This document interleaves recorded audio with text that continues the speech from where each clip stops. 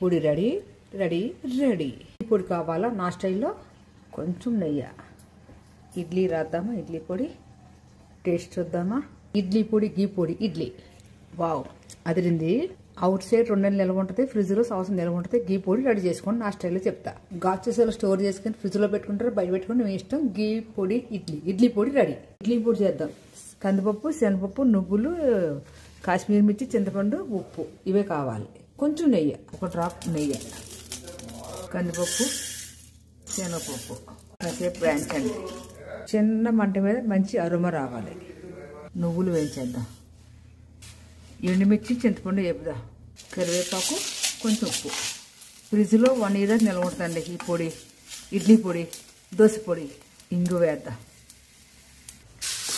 బాగా చల్లారాలి. పువ్వులు వేసేద్దాం, ఇంకొంచెం ఇంగువ, ఎండుమిర్చి వేసి కొట్టేద్దాం. ఇడ్లీ పొడి రెడీ.